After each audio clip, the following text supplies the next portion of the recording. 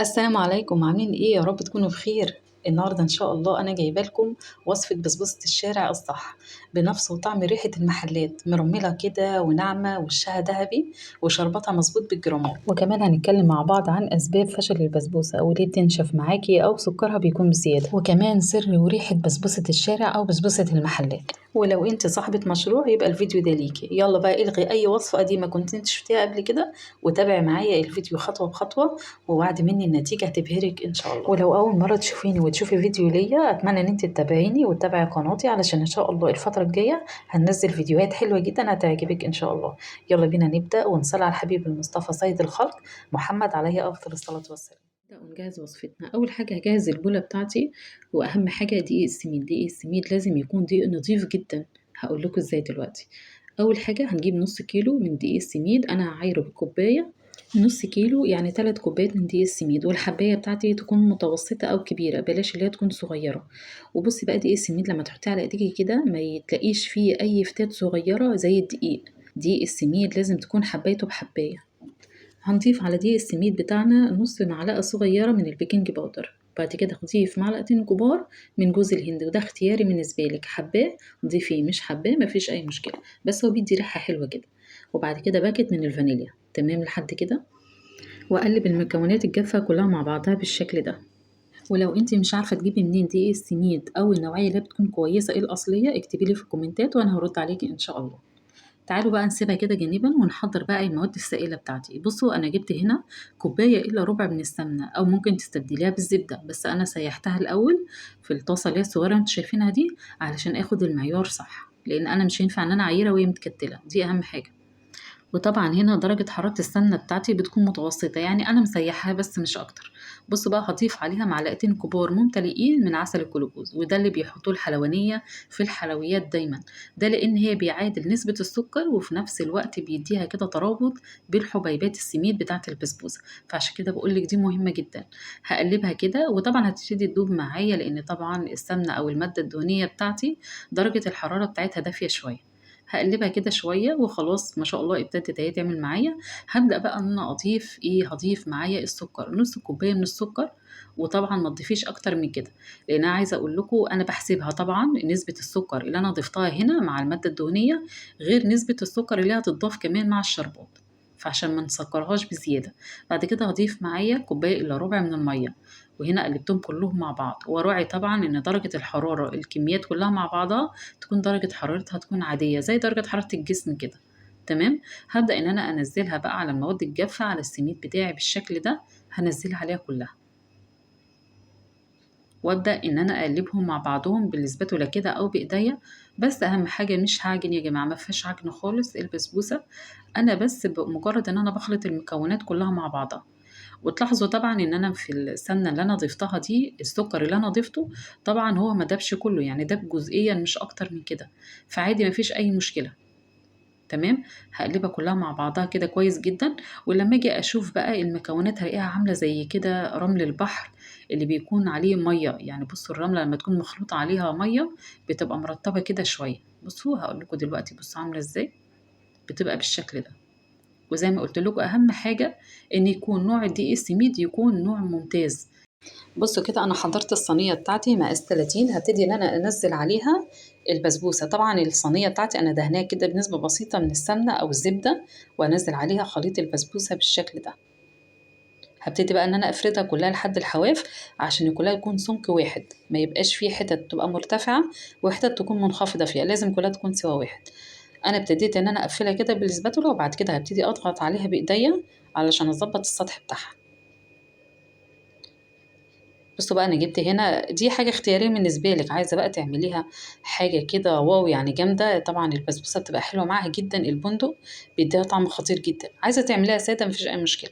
انا ابتديت ان انا اقطع البندق بالشكل ده، البندق طبعا ما يكونش متحمص، يكون ني، وابتدي ان انا اقطعه بالشكل ده، وبعد كده هضيفه على سطح البسبوسه. هرشه كده بطريقة عشوائية شوية، بس أي مكان هلاقي إن هو مفهوش أبتدي إن أنا أحط فيه. وبعد كده هضغط طبعا بإيديا ضغطة عليهم كده بسيطة علشان تبدأ إن هي تثبت على سطح البسبوسة بتاعتي. وعايزة أقولك كمان لو انتي عايزة تجيبي دقيق سميد من مكان برضو يكون يعني موثوق فيه شوية، أو الشركات يعني، ممكن تجيبي نوع دوبيلا. دوبيلا شركة ممتازة جدا، أنا جربت الدقيق السميد بتاعهم كان حلو جدا. بصوا هضغط كده على السطح بتاع البسبوسه بتاعتي، خلاص هي كده متساويه وما شاء الله مظبوطه جدا. انا مش هدخلها دلوقتي الفرن، انا اسيبها كده 10 دقايق، لازم اسيبها شويه. تمام. هجيب بقى حله وهبتدي ان انا اعمل شربات الحلويات او سيرب الحلويات.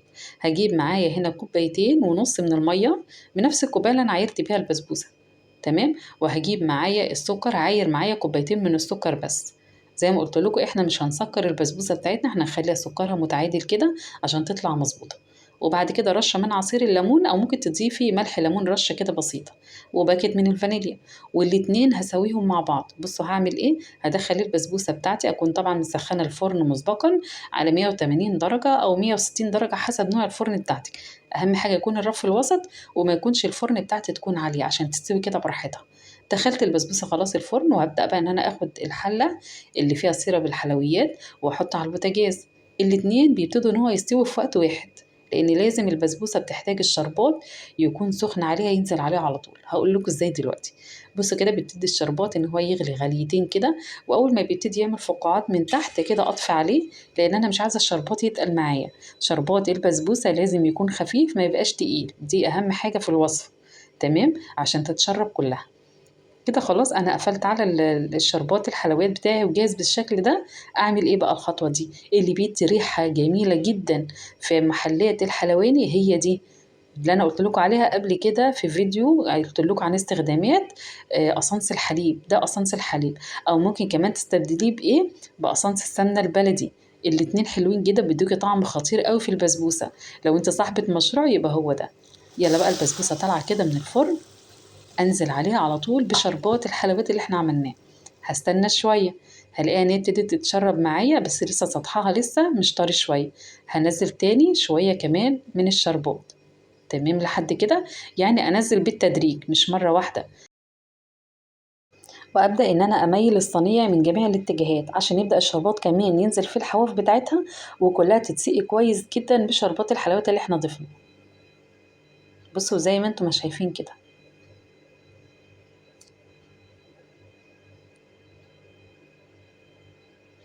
وما شاء الله بصوا لو تلاحظوا شربت الشربات بتاعها سريعا جدا، ده لان حبيبات السميد من نوع نظيف. تمام.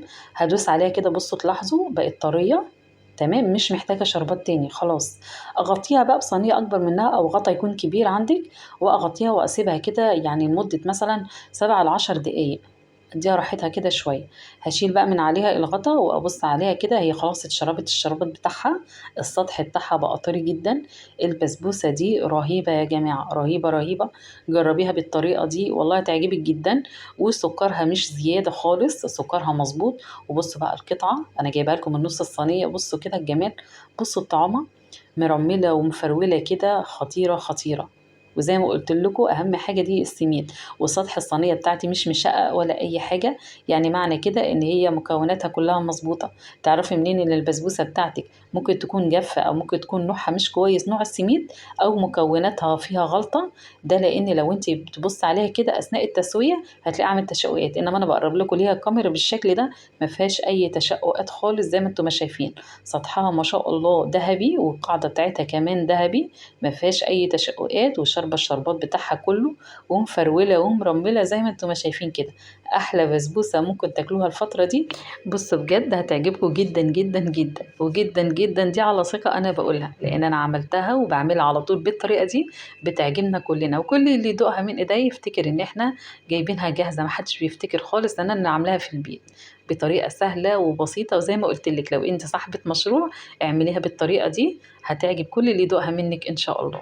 وزي ما قلت لكم الاسانسات اللي انا قلت لكم عليها خلال الفيديو ما فيهاش اي ضرر خالص، لان كل المحلات الحلواني بتستخدمها، سواء اسانس الحليب او اسانس السمنه البلدي، وده اللي بيعمل ريحه جميله جدا للحلويات الشرقيه. يلا بقى استاهل عليها كم لايك الوصفه دي. اظن بقى جبت لكم سر الحلواني في البسبوسه الاصليه، وازاي تطلع معاكي بالجمال والطعمه دي. يلا بقى ما تنسينيش في لايك ودعميني عشان اقدر اكمل وانزل كل وصفات فيديوهات جديده ان شاء الله.